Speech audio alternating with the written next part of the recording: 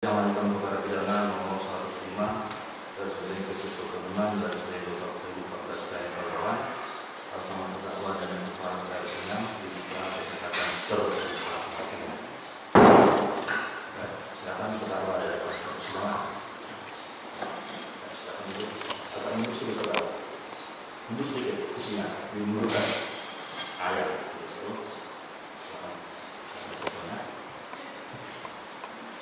Sebagaimana dilakukan pusat ini, terdakwa hadir di persidangan yang didampingi oleh tim penasihat hukum yang terdiri dari Profesor Dr. Anand Nasution, Ia A.N. Akbar Nasution Desa LLM, M. Sadrasi Desa, Ibrahim Kusna Desa MH, SRPA Kalalawo Desa, Andar B. Nur Ayoso Desa, Narendra Pamadia Desa, Marlon Tobing Desa, Aurea Karina Desa, Pak Arif Desa, Ratu Aini Desa LLM, Bida Desa, Jaya Desa MS, dan Kamala Beda Desa. Masing-masing merupakan advokat dan penasihat hukum pada kantor administrasi dan Pak Minus Blokir yang beralamat di Plaza Aston, lantai 3, Jalan PB Simatupang, Kapling 1, IS 1, Jakarta 12.310. Berdasarkan surat kuasa khusus di tanggal 5 Mei tahun 2014 dan telah terdaftar di kantor Pengadilan Penanian Palawan dan Kemarin Sedara dan Palawan bertanggal 7 Mei 2014 dan menjatuhkan pidana kepada terdakwa dengan pidana penjara selama 1 tahun dan membayar denda sebesar 500 juta rupiah, subsidiar 3 bulan kurungan dengan denda ditahan dan seterusnya. Dan juga telah menolak tanggapan bukti terdakwa yang disampaikan melalui penasihat hukumnya atas sebagai umum yang pada pokoknya telah hafal sebagai berikut sebagaimana telah dilakukan perkara ya.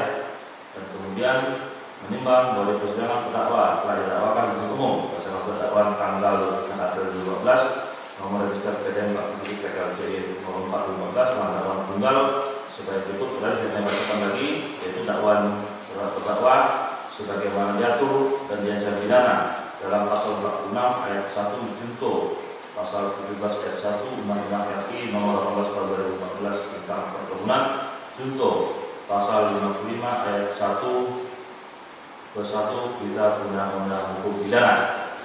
Menimbang bahwa harus terdakwa hukum tersebut terdakwa menyatakan telah mengerti dan melalui proses hukumnya mengajukan keberatan atau eksepsi tertanggal 13 Mei 2014 sebagaimana telah dalam belas perkara ini, yang mana terhadap eksepsi tersebut majelis hakim telah menjatuhkan putusan selah tertanggal 3 bulan Juni tahun 2014 yang dalam amar putusannya menyebutkan bahwa sebagai berikut: menolak keberatan eksepsi dari tim penasihat hukum terdakwa seluruhnya, memerintahkan penuntut umum untuk mengajukan persidangan perkara nomor 105 garis miring khusus perkebunan garis miring Palawan bersama terdakwa dan Suparga Singgam dan menangguhkan biaya perkara sampai dengan putusan akhir. Menimbang bahwa mencermati fakta yang terungkap di persidangan, majelis hakim berpendapat akan menentukan terlebih dahulu urutan unsur yang akan dipertimbangkan dalam perkara ini, yaitu akan terlebih dahulu mempertimbangkan unsur ketiga. Dan apabila unsur tersebut telah terpenuhi, selanjutnya akan dipertimbangkan unsur keempat. Dan apabila unsur ini juga terpenuhi, selanjutnya akan dipertimbangkan unsur pertama, dan demikian selanjutnya akan dipertimbangkan unsur kedua dan unsur kelima.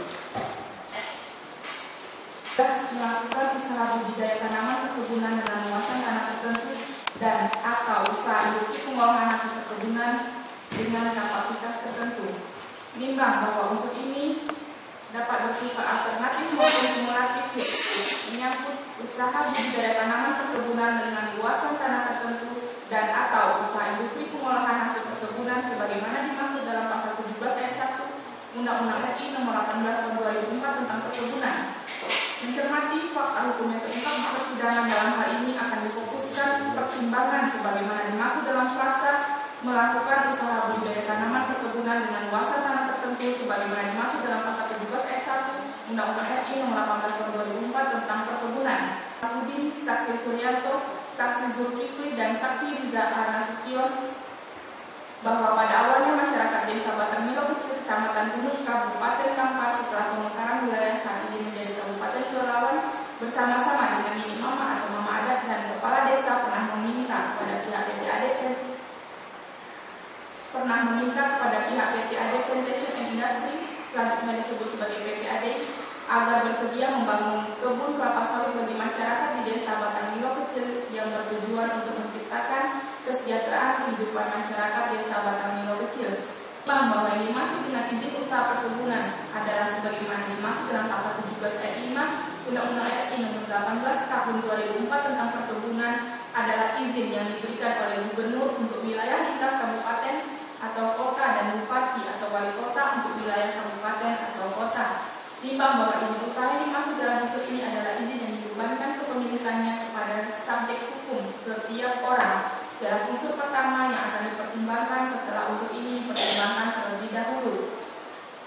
Nimbang bahwa mencermati fakta persidangan bahwa izin usaha atau izin usaha perkebunan selanjutnya disebut dengan IUP yang dimaksud dalam unsur ini adalah ditujukan kepada IUP pengelolaan lahan perkebunan KKPA yang telah diberikan izin lokasi dari Bupati Pelalawan berdasarkan keputusan nomor 400 BPD 2005-012 tertanggal 8 Agustus 2005 untuk lahan seluas 541 hektar di luar lahan status HGU seluas 3.000 hektar milik PT ADI yang terletak di Desa Batangnilo Kecil. Menerima izin lokasi seluas 541 hektar yang harus menindaklanjuti pengurusan usaha izin usaha perkebunan untuk budidaya atau IUPB kepada Bupati Pelalawan, yaitu dalam hal ini Koptan S.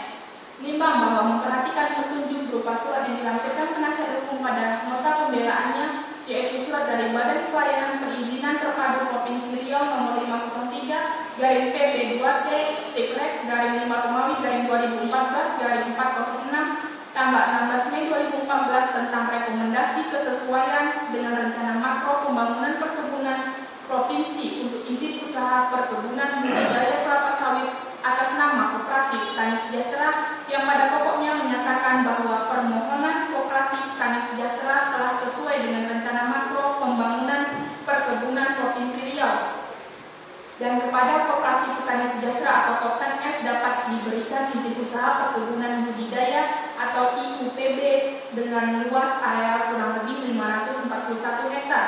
Nimbang bahwa berdasarkan uraian di atas dapat disimpulkan bahwa kewajiban untuk memiliki IUP sebagaimana dimaksud dalam unsur ini adalah terletak pada Koperasi Petani Sejahtera atau Koptan S.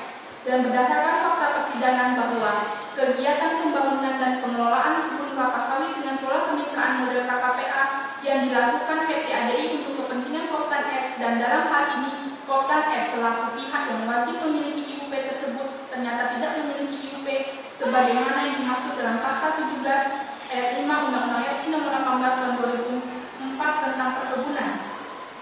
Nimbang bahwa berdasarkan uraian pertimbangan tersebut di atas, majelis hakim berpendapat unsur ini telah terpenuhi, sehingga dapat disimpulkan bahwa unsur ini ditujukan kepada subjek hukum berupa orang, yaitu yang merupakan pelaku usaha perkebunan warga negara Indonesia yang berbentuk perusahaan perkebunan atau badan hukum yang didirikan menurut hukum Indonesia dan berkedudukan di Indonesia. Mencermati hal tersebut terlihat bahwa ketentuan ini tidak mutlak menganut prinsip pertanggungjawaban orang perorangan atau naturalisasi person seperti yang dimaksud penasihat hukum terdakwa, namun dapat juga ditujukan kepada badan hukum yang didirikan menurut hukum Indonesia dan berkedudukan di Indonesia. Nimbang bahwa berdasarkan uraian tersebut di atas, majelis hakim berkesimpulan bahwa sasaran norma unsur setiap orang pada pasal 46 ayat 1 junto pasal 17 ayat 1 Undang-Undang RI Nomor 18 Tahun 2004 tentang perkebunan adalah ditujukan kepada 1. Orang perorangan selaku warga negara Indonesia yang merupakan pelaku usaha perkebunan dalam bentuk perusahaan perkebunan, atau 2. Apabila orang perorangan tersebut bukan merupakan warga negara Indonesia, maka badan hukum atau korporasi yang didirikan menurut hukum Indonesia tempat orang tersebut berkedudukan sebagai pengurus dapat dimintakan pertanggungjawaban pidana, sehingga walaupun undang-undang tersebut tidak secara tegas menyebutkan badan hukum atau korporasi adalah termasuk subjek hukum, dengan memperhatikan ketentuan tersebut pertanggungjawaban pidana terhadap badan hukum atau korporasi pelaku usaha perkebunan tetap dimungkinkan untuk dilakukan. Nimbang bahwa di persidangan penuntut umum mengajukan seorang laki-laki yang bernama Daniel Suparan KF Singam yang setelah ditanyakan identitasnya mengakui dan membenarkan identitasnya sebagaimana yang tertera dalam surat dakwaan, dan secara personal orang tersebut tersebut dapat dipandang orang yang cakap dan mampu untuk mempertanggungjawabkan perbuatannya sehingga tidak terjadi error in persona dalam perkara ini, di mana setiap orang dalam hal ini adalah terdakwa. Nimbang bahwa walaupun benar orang yang diajukan ke persidangan adalah terdakwa, sebagaimana identitasnya dalam surat dakwaan penuntut umum dan tidak terjadi kesalahan orang yang diajukan di depan persidangan atau error in persona, namun terhadap terdakwa tersebut akan dipertimbangkan apakah terdakwa tersebut memiliki kapasitas hukum selaku subjek hukum untuk dibebani tanggung jawab pidana sebagaimana telah diuraikan dalam unsur ketiga dan unsur keempat di atas. Nimbang bahwa mencermati surat dakwaan penuntut umum bahwa dakwaan ditujukan kepada terdakwa secara pribadi untuk dihadapkan ke persidangan dalam kapasitasnya diduga melakukan tindak pidana sebagaimana diatur dan diancam pidana dalam pasal 46 ayat 1 junto pasal 17 ayat 1 Undang-Undang RI Nomor 18 Tahun 2004 tentang perkebunan dalam kapasitasnya selaku Direktur PT ADI bersama-sama dengan saksi Gotemeng dan saksi Tan Keong yang diajukan dalam berkas perkara terpisah. Terdakwa selaku direktur sebagaimana disebutkan dalam Akta Nomor 116 tanggal 30 Juli 2012 dari Notaris Fransiskus Jonardi SH bahwa dalam hal ini dakwaan ditujukan kepada terdakwa sebagai perorangan atau pribadi yang merupakan pelaku usaha perkebunan dalam bentuk perusahaan perkebunan, yaitu perusahaan yang berbentuk perseroan terbatas yang bernama PT ADI Plantation and Industry. Namun dengan mencermati status warga negara terdakwa yang berkewarganegaraan Malaysia, Majelis Hakim berpendapat terdakwa bukan merupakan subjek hukum sebagai sasaran norma hukum unsur setiap orang dalam pasal 46 ayat 1 junto pasal 17 ayat 1 Undang-Undang RI Nomor 18 Tahun 2004 tentang perkebunan. Mengadili menyatakan terdakwa dan Suparan KR Singam tidak terbukti secara sah dan yakinkan bersalah melakukan tindak pidana sebagaimana didakwakan dalam dakwaan tunggal penuntut umum. Membebaskan terdakwa oleh karena itu dari dakwaan tunggal penuntut umum. Memulihkan hak terdakwa dalam kemampuan, kedudukan, dan harkat serta martabatnya. Menyatakan barang bukti sebagaimana dalam berkas perkara ini. Barang bukti nomor 1 berupa areal perkebunan KKPH Koperasi Keran Sejahtera dan nomor 2 sampai dengan nomor 123 berupa surat-surat dokumen dalam berkas perkara ini masing-masing dikembalikan kepada penuntut umum untuk dipergunakan sebagai barang bukti dalam perkara pidana bersama terdakwa Tan Keong, membebankan biaya perkara kepada negara. Pada hari Jumat tanggal 18 bulan Juli tahun 2014 oleh kami Aliko H. Sitanang SHMKM sebagai Hakim Ketua Majelis, Bangun Satitaran SHMH dan Bria Ayu Rosalia SHMH masing-masing sebagai Hakim anggota. Putusan mana pada hari ini Senin tanggal 21 bulan Juli tahun 2014 diucapkan dalam persidangan yang terbuka untuk umum oleh Hakim Ketua Majelis tersebut dengan didampingi oleh para hakim anggota, dengan dibantu oleh panitera pada pengadilan pelawan, serta dengan dihadiri oleh penuntut umum pada Majelis Pangkalan Kerinci, serta dengan dihadiri oleh terdakwa yang didampingi oleh tim penasihat hukumnya. Baik, demikian terdakwa ya.